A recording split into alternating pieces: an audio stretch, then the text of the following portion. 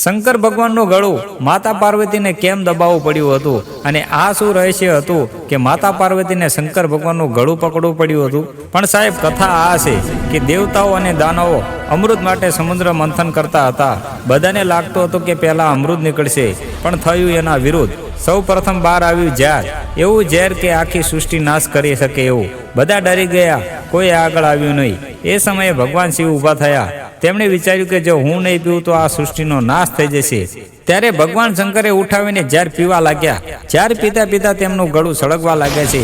આ માતા પાર્વતી જોઈ જાય છે. માતા પાર્વતી દોટ મૂકે છે અને તેમની જોડે જાય છે. માતા પાર્વતી પછી ગળું દબાવી રાખે છે અને ગળે જ્યારે અટકાવી દીધું એટલે શિવ નીલકંઠ બન્યા. એ સમયે પણ વાસુકી નાગ ભગવાન શંકરના ગળામાં લપટાઈ જાય છે અને આ નાગ કઈ ભયનો નહીં પણ રક્ષણનો પ્રતીક બન્યા. આ કથા આપણને શીખવે છે કે દુઃખને દિલમાં ઉતારશો નહીં, ગળે અટકાવશો નહીં, સમયની સાથે શાંત થઈ જશે. તો મારા ભાઈ, આવા ધાર્મિક વિડીયો જોવા માટે અમારી આઈડીને સબસ્ક્રાઇબ કરી લેજો, લાઈક કરજો, શેર કરજો અને કમેન્ટમાં હર હર મહાદેવ જરૂર લખીને જજો. જય ભોલેનાથ. મેં વિચાર્યું છે કે મહાભારત યુદ્ધ પૂરું થયા પછી અર્જુનના રથનું શું થયું? મહાભારત યુદ્ધ સમાપ્ત થયું, કૌરવો નાશ પામ્યા, પાંડવોનો વિજય થયો, જેની પર બેસીને અર્જુને મહાન યોદ્ધાને પરાજિત કર્યા હતા. એ સમયે અર્જુનને અભિમાન આવી ગયું. તો મારા ભાઈ, આજે હું એવી કથા કહેવા જઈ રહ્યો છું જે બહુ લોકો ઓછા જાણે છે.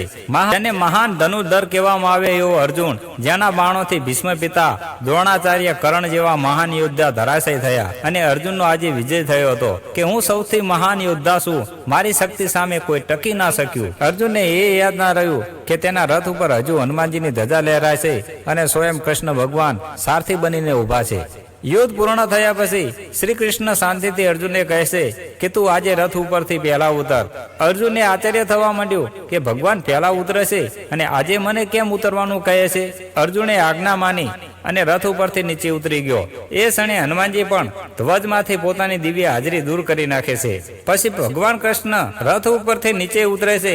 થોડા જ પળોમાં મહાન રથ ભસ્મ બની ગયો. અર્જુન કંપી બોલ્યો ઉઠ્યો, હે પ્રભુ, આ શું થયું? આ રથ તો પરાજિત હતો. ત્યારે કૃષ્ણએ કહ્યું કે અર્જુન, આ રથ યુદ્ધમાં પહેલા જ નાશ પામ્યો હતો. ભીષ્મ પિતા, દ્રોણાચાર્ય, કર્ણના બાણોથી આ ભસ્મ થઈ ચૂક્યો હતો.